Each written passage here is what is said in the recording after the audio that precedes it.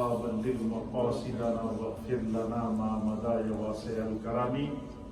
درود پاک. اللهم صل على سيدنا محمد وعلى آل سيدنا محمد وبارك وسلم عليه. بہت مختصر میں آپ کے سامنے آج کی مجلس کی نسبت سے، کیونکہ آج ہمارے بچوں نے پارٹیسپیٹ کیا ہے، تو میں اپنا جو وقت ہے میں نے بچوں کو زیادہ دیا تاکہ بچے زیادہ سے زیادہ اس طرف راغب ہوں. میں ایک حدیث اور یہ جو آخر میں ہمارے بچے راشد نے نعت پڑھی ہے، تو اس میں قبر کا حوالہ دیا ہے کہ بندہ دنیا میں اچھی زندگی گزار کے قبر میں جاتا ہے تو جنہوں نے اچھی تیاری کی ہوتی ہے تو ان کی قبر میں یہ فیصلہ ہو جاتا ہے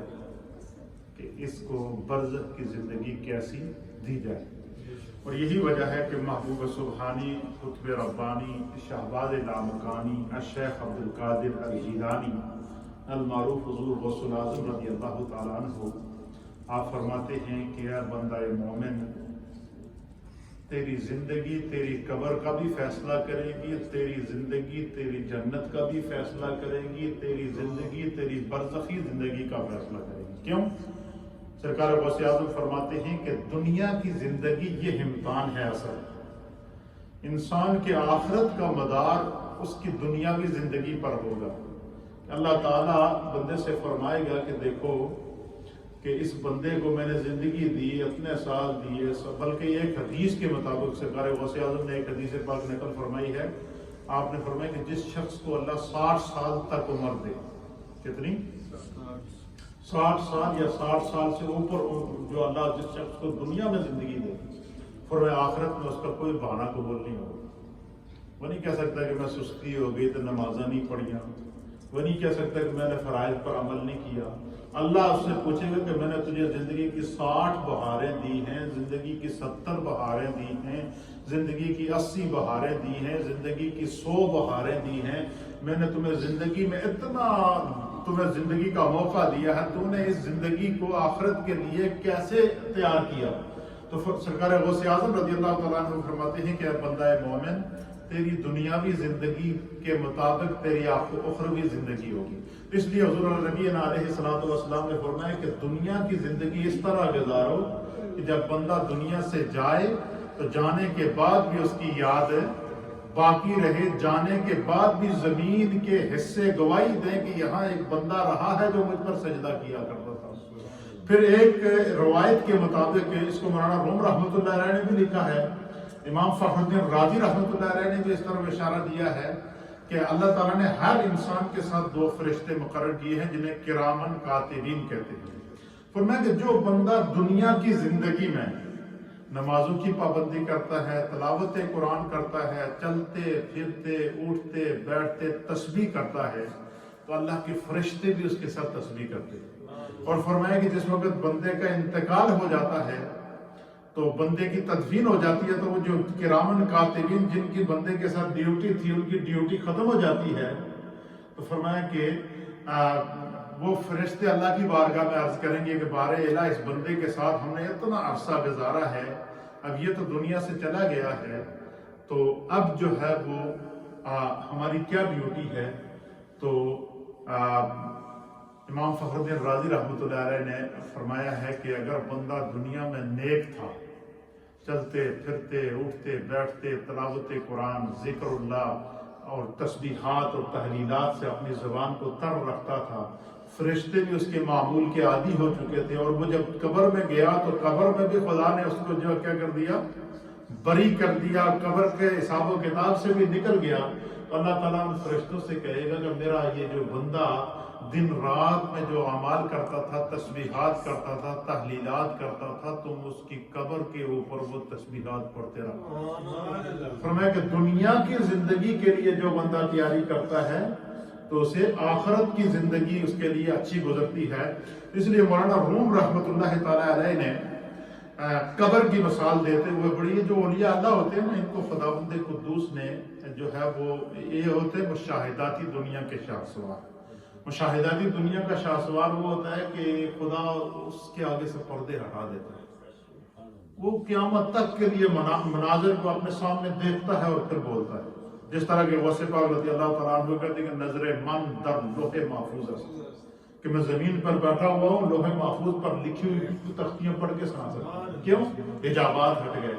مشاہداتی دنیا کے شاہسوار ہیں۔ حضرت مولانا روم رحمۃ اللہ علیہ کہتے ہیں کہ قبر کی زندگی کے لیے تیاری کرو، قبر کے لیے تیاری کرو۔ پھر آپ نے مثال دی ہے، آپ نے فرمایا کہ انسان، خدا نے تمہیں عقل دی ہے، اللہ نے تمہیں سمجھ بھی دی ہے، خدا نے تمہیں شعور بھی دیا ہے، اللہ نے تمہیں زندگی بھی دی ہے، اللہ نے اس زندگی کے اندر تجھے انعامات بھی دیے ہیں۔ تو آپ فرماتے ہیں کہ ہر بندہ جو دنیا کی زندگی خدا نے اس کو عطا فرمائی ہے، اس زندگی کے مطابق وہ پلان کرتا ہے۔ کیا کرتا ہے؟ ہر چیز کا پلان کرتا ہے۔ اس کی آپ نے مثالیں دی ہیں مولانا روم رحمۃ اللہ علیہ۔ آپ فرماتے ہیں کہ دیکھیں کہ جتنی بھی ہم دنیا کے اندر رہتے ہوئے ہم پیشگی اقدامات کرتے ہیں، پیشگی انتظامات کرتے ہیں ہر چیز کے۔ مثلا آپ فرماتے ہیں کہ دیکھیں جب سردیاں آتی ہیں تو ہمیں فکر ہوتی ہے گرم کپڑے لیتے ہیں یا نہیں لیتے۔ سردیوں میں ہم کوٹ لیتے ہیں، سردیوں میں ہم جیکٹ لیتے ہیں، سردیوں میں ہم گرم کپڑے لیتے ہیں، سردیوں کے لیے ہم ہیٹر کا انتظام کرتے ہیں، سردیوں کے لیے ہم ہیٹنگ کا انتظام کرتے ہیں، گرم ہیٹنگ کا انتظام کرتے ہیں۔ کیوں؟ کہ سردیوں کی وجہ سے کہیں ایسا نہ ہو کہ ہمارا جسم وہ سردی زیادہ برداشت نہ کر سکے اور سردی کا جو لیول ہے وہ اتنا جو وہ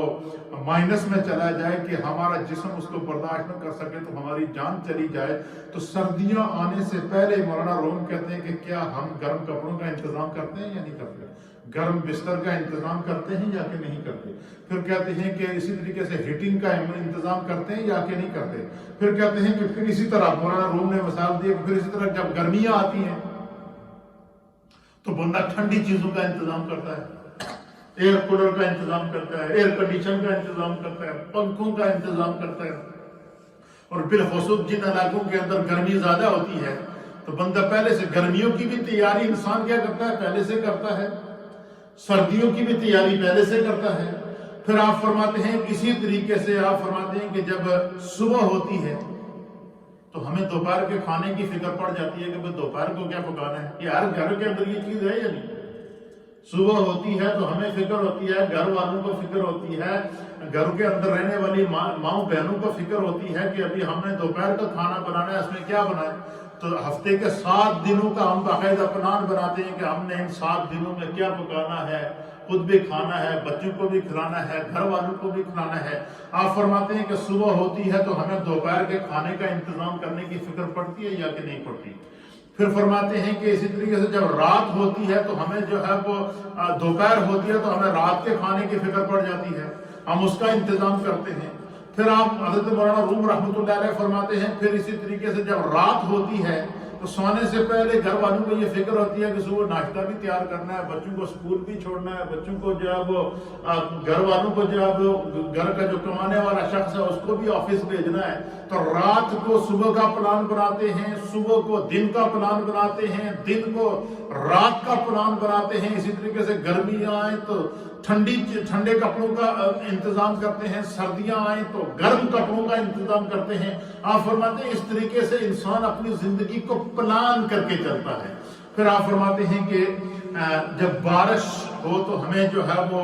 بارش لگی ہوئی ہے تو بارش میں نکلنے سے پہلے ہمیں یہ ہوتا ہے کہ کوئی چھتری ہونی چاہیے، یا کوئی ایسا جو ہے ہمارے پاس جو ہے وہ کوئی رین کوٹ ہونا چاہیے، یا ایسا کپڑا ہونا چاہیے کہ جس سے ہمارے جو ہے وہ کپڑے وغیرہ گیلے ہونے سے، جسم گیلا ہونے سے بچ جائے۔ فرمایا بارش سے پہلے ہم اس سے بچنے کا انتظام کرتے ہیں۔ رات سے پہلے فرماتے ہیں کہ پھر جب ہم روشنی کی ہمیں فکر پڑ جاتی ہے کہ رات کے اندھیرا جب ہوگا تو اس کے لیے روشنی ہوگی، ضرورت پڑے گی یا نہیں پڑے گی، تو ہمیں روشنی کا انتظام کرتے ہیں۔ پھر کہتے ہیں اسی طریقے سے جب بندہ لمبے سفر پر نکلتا ہے تو پتہ ہوتا ہے کہ میں نے اتنے دن سفر کرنا ہے۔ جیسے ہم لوگ حج پہ جاتے ہیں، عمرے پہ جاتے ہیں، یا کسی دوسرے ملک میں ٹور کے اوپر جاتے ہیں تو ہمارا جتنے دن کا 10 دن کا ٹور ہے یا 15 دن کا ٹور ہے یا علی حاضر قیاس کہیں لمبا سفر ہے، 2 3 4 5 دن، جتنے لمبے دنوں کا ہمارا سفر ہوتا ہے ان اتنے دنوں کا ہم پلان بنا کے نکلتے ہیں۔ کیوں؟ کہ وہاں پر دوسرا ملک ہے، دوسری جگہ ہے جہاں ہم نے جانا ہے، وہاں کھانے پینے کی ضرورت ہوتی ہے، رہائش کی ضرورت ہوتی ہے، ہم نے اتنے دن رہنا کہاں پر ہے، ہم نے کہاں کہاں جانا ہے، کن کن علاقوں میں جانا ہے، تو پورا فرمایا کہ جو بھی آپ کام کرتے ہیں اس کا پلان کر کے جاتے ہیں۔ تو حضرت مولانا روم رحمۃ اللہ علیہ یہ ساری مسائلیں لکھنے کے بعد آپ فرماتے ہیں کہ اے بندہ مومن، کبھی تم نے غور کیا یہ تو عارضی زندگی ہے، اور پھر ایک دن ایسا آئے گا کہ ہم نے اس قبر میں جانا ہے، اور قبر کے اس گڑھے کے اندر ہم نے جانا ہے کہ جہاں پر ماں باپ بیٹا دوست ہر ایک وہیں چھوڑ کر اس کے اوپر منو مٹی ڈال کے آ جائے گا۔ آپ فرماتے ہیں کہ جس طرح زندگی کی رین کے پلان کرتے ہو، جس طرح کھانے پینے کا پلان کرتے ہو، صبح ہوتی ہے تو دوپہر کی فکر کرتے ہو، دوپہر ہوتی ہے تو شام کی فکر کرتے ہو، شام ہوتی ہے تو صبح کی فکر کرتے ہو، اسی طریقے سے بارش سے پہلے سردیوں سے پہلے جو وہ گرم کپڑوں کی فکر کرتے ہو، گرمیوں سے پہلے سرد چیزوں کی فکر کرتے ہو، فرمایا اسی طریقے سے کبھی اپنی قبر کی بھی فکر کر لینا، عالم برزخ کی بھی فکر کر لینا۔ اس لیے مولانا روم رحمۃ اللہ علیہ فرماتے ہیں کہ یہ بالکل یہ بے عین ہی یہی مثال ہے کہ جس طرح دنیاوی زندگی کے لیے ہمیں پلان کی ضرورت ہوتی ہے، اسی طریقے سے اللہ تعالیٰ جو دنیاوی زندگی دیتا ہے تو انسان کو اس دنیاوی زندگی کو سامنے رکھ کے آخرت کا پلان بھی کرنا چاہیے۔ اور آخرت کے پلان کے لیے کیا کہ بندہ سوچے کہ خدا نے مجھ پر 5 نمازیں فرض کی ہیں۔ آخرت کا پلان یہ ہے کہ بندہ سوچے میرے ذمہ حقوق کیا ہے۔ آخرت کا پلان یہ ہے کہ بندہ سوچے میرے ذمہ فرائض کیا ہے۔ آخرت کا پلان یہ ہے کہ بندہ سوچے میں نے جو ہے وہ جب قبر کے اندر جانا ہے تو پھر کیا ہوگا۔ اس طرح کہ بھئی یہ بچہ نعت پڑھ رہا تھا کہ جب قبر کے اندر بندہ جاتا ہے تو پھر کیا، سب سے پہلی جو قبر کی منزل ہے وہ کیا ہوتی ہے، اللہ اکبر، وہاں دیدار مصطفیٰ ہوتا ہے۔ جو بندہ دنیا میں فرمان مصطفیٰ پر عمل نہ کرے، جو بندہ دنیا میں رہ کر سنت مصطفیٰ پر عمل نہ کرے، جو بندہ دنیا میں رہ کر اپنے سینے میں محبت رسول نہ رکھے، جو بندہ دنیا کے اندر رہ کر اپنے آپ کو جو ہے وہ نبی پاک صلی اللہ علیہ وسلم کی اطاعت میں زندگی نہ گزارے، تو اس کو یہ فکر ہونی چاہیے کہ قبر میں جب سب مجھے چھوڑ جائیں گے تو پہلا جب مجھے اس قبر کی اس وحشت کے اندر، قبر کے اس گڑھے کے اندر، قبر کے اس اندھیرے کے اندر جب اپنے بھی مجھے چھوڑ جائیں گے تو اس وقت جب میرا سامنا رسول کریم سے ہوگا تو کیا میں نے زندگی میں سرکار کے سامنا کرنے کے لیے کوئی پلان بنایا؟ کیا میں نے سرکار کے احکام کے مطابق زندگی گزاری ہے؟ آپ فرماتے ہیں کہ جس کو جو ہے جس نے دنیا میں سرکار، تو اس لیے فرمایا علماء محدثین اور اولیاء کاملین لکھتے ہیں کہ انسان کے سوچ تصور تخیل خیال فکر کے اندر یعنی انسان کو رسول اللہ صلی اللہ علیہ وسلم سے اتنی بڑھ کر محبت کرنی چاہیے کہ سانس بھی محبت رسول کے اندر لے، سوچ بھی محبت رسول کے اندر رکھے، تصور بھی محبت رسول کا رکھے، اور پھر اس نیت سے رکھے تو فرمایا کہ جب سب چھوڑ کے جائیں گے اس وقت جیسے ہی اسے سرکار دو عالم صلی اللہ علیہ وسلم فرمایا کہ قبر کی، مولانا روم فرماتے ہیں قبر کی اس وحشت کے اندر، قبر کے اس گڑھے کے اندر جب سب چھوڑ جائیں گے، فرمایا اس لمحے آپ فرماتے ہیں کہ جس نے زندگی سیرت رسول کے مطابق گزاری ہوگی، بس اسے جیسے ہی دیدار مصطفیٰ ہوگا سب کو بھول جائے گا، وہ عارضی زندگی بھول جائے گا، خدا کی طرف سے اس کو جو ہے وہ پروانہ جاری ہو جائے گا کہ مصطفیٰ کا غلام ہے۔ مصطفیٰ نے تصدیق کر دی ہے کہ دنیا میں مجھ پر درود پڑتا تھا، مصطفیٰ کریم نے تصدیق کر دی ہے کہ جس کا دل میری محبت میں ہمیشہ تڑپا کرتا تھا۔ آپ فرماتے ہیں کہ جو دامن مصطفیٰ میں آ گیا، قبر کی پہلی منظر میں اسے اگر دیدار مصطفیٰ اور پہچان مصطفیٰ اور رسول اللہ صلی اللہ علیہ وسلم نے اس کی محبت کو قبول کر لیا تو پھر اس کے لیے اعلان ہوگا نم کا نعمت العروس، سو جا، اور میں کہ اس کی قبر کی اور جنت کی کھڑکی کھول دی جائے گی، اس کی قبر کو روضۃ من ریاض الجنہ بنا دیا جائے گا۔ حضرت مولانا روم رحمۃ اللہ علیہ نے آج ہم نے کیا سبق سیکھا، صرف اسی پر اکتفا کریں گے۔ حضرت مولانا روم رحمۃ اللہ علیہ نے ہمیں کیا سبق دیا کہ جس طرح زندگی میں پلان کرتے ہو اس طرح آخرت کا پلان کرو۔ فرمایا دنیا کی زندگی یہ امتحان ہے آخرت کے لیے۔ دنیا کے اندر بندہ رہ کر اگر پابندی نماز نہیں کرے گا، دنیا میں بندہ رہ کے اطاعت الہی اور اطاعت مصطفیٰ نہیں کرے گا، دنیا میں رہ کر بندہ محبت رسول سے جو اپنے دامن کو خالی رکھے گا، تو فرمایا کہ جب قیامت کا منظر آئے گا تو پھر جو ہے وہ اسے شرمندگی کے اور کچھ نہیں ہوگا۔ یہی وجہ ہے کہ فرمایا کہ جو دنیا کی زندگی کے اندر جو ہے وہ اللہ اور اس کے رسول کی اطاعت کرتے ہیں اور اللہ اور اس کے رسول کے مطابق زندگی گزارتے ہیں. اور فرمایا کہ جو بندہ اس طرح کی زندگی نہیں گزارتا، دنیا میں رہتے ہوئے اس نے سستی کی، اذان کی آواز کان میں پڑتی رہی، نماز کی طرف نہیں آیا، اب مسجدوں سے بلاوا آتا رہا لیکن اس کو اتنی توفیق نہیں ہوئی، گھر میں ٹی وی لگا کر دیکھتا رہا، ڈرامے دیکھتا رہا، گھر کے اندر جو ہے وہ مسجد سے اذان کی آواز آتی رہی، حی علی الصلاۃ کہہ کے اسے بلایا جاتا رہا، لیکن اسے اتنی توفیق نہ ہوئی کہ وہ گھر سے آ کر مسجد میں نماز پڑھ لے، آ کے خدا کا ذکر کر لے اور اپنے آپ کو چند لمحوں کے لیے جو ہے وہ اللہ کی طرف مصروف کر لے. تو فرمایا کہ پھر وہ اپنی اس زندگی پر پچھتائے گا. کیا کرے گا؟ فرماتے ہیں کہ پھر اللہ فرماتا ہے کہ وہ بندہ کیا کہے گا؟ وہ کہے گا یا لیتنی کنت تراب. فرمایا کہ اے کاش میں مٹی ہوتا، میں انسان نہ ہوتا. کیوں؟ کہ اللہ نے جو زندگی دی تھی 40 سال 50 سال 60 سال 70 سال 80 سال 90 سال 100 سال، زندگی کے دن زیادہ ہیں اور زندگی میں سجدے نہیں، زندگی کی سالیں زیادہ ہیں اور اس میں فرائض نہیں، زندگی کی بہاریں دیکھی ہیں لیکن توفیق نہ ہوئی خدا کی طرف جھکنے کی. تو فرمایا کہ پھر جب اسے مایوسی ہوگی تو کہے گا یا لیتنی کنت ترابا، کاش میں انسان نہ ہوتا، مٹی ہی ہوتا. کیوں؟ تو وہ جنتیوں کا انجام دیکھے گا، وہ نیک لوگوں کا انجام دیکھے گا. پھر فرماتے ہیں کہ پھر وہ اپنی زندگی کے اوپر افسوس کرے گا اور وہ کیا کہے گا؟ وہ کہے گا یا لیتنی قدمت لحیاتی، اے کاش میں نے اپنی اخروی زندگی کے لیے کچھ کیا ہوتا. یہ قرآن کریم کی سورہ فجر کی جو ہے وہ آیت نمبر 24 ہے کہ یا لیتنی قدمت لحیاتی. قدمت لحیاتی کا معنی ہے کہ انسان اس وقت جب دیکھے گا نا انجام تو اس وقت کہے گا کاش میں نے اس اگلی زندگی کے لیے بھی کچھ بھیجا ہوتا، قبر کی زندگی کے لیے بھی کچھ بھیجا ہوتا، برزخ کی زندگی کے لیے بھی کچھ بھیجا ہوتا. پھر فرماتے ہیں کہ پھر جس وقت جو بندہ جو ہے وہ جس کی نیکیاں زیادہ ہوں گی، اچھی زندگی گزاری ہوگی، تو فرمایا اس کا نامہ اعمال اس کے دائنے ہاتھ میں دیا ہے. اور جس نے دنیا کے اندر رہ کر جو ہے وہ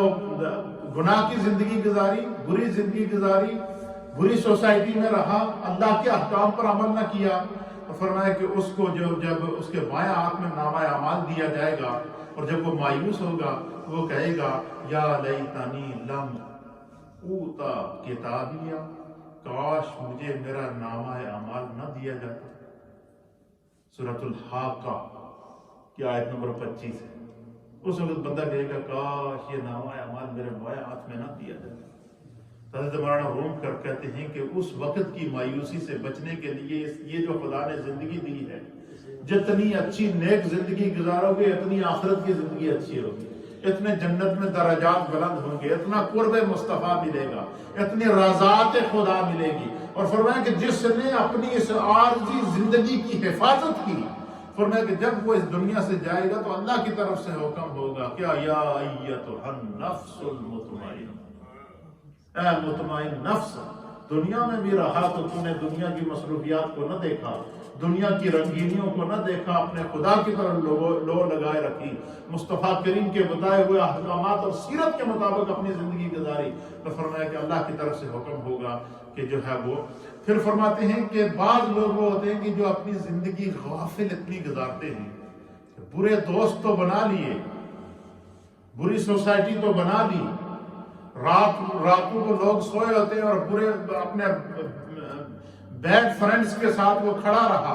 اور برے کاموں میں مصروف رہا، بری سوسائٹی میں مصروف رہا، بری جو وہ زندگی اس نے گزاری ہے. تو فرمایا کہ جب آخرت کے اندر وہ جائے گا تو پھر وہ ایک وقت ایسا آئے گا کہ اس کو اس برے دوستوں کی سزا ملے گی. وہ دوست خود بھی جہنم میں جائیں گے، اس کو بھی جہنم میں لے کے جائیں گے، خود بھی ان کی زندگی تباہ ہوئی اور اس کو بھی ساتھ لے کے جائیں گے. جیسے کہ ہمارے یہاں دنیا میں مشہور ہے کہ ہم تو ڈوبے ہیں صنم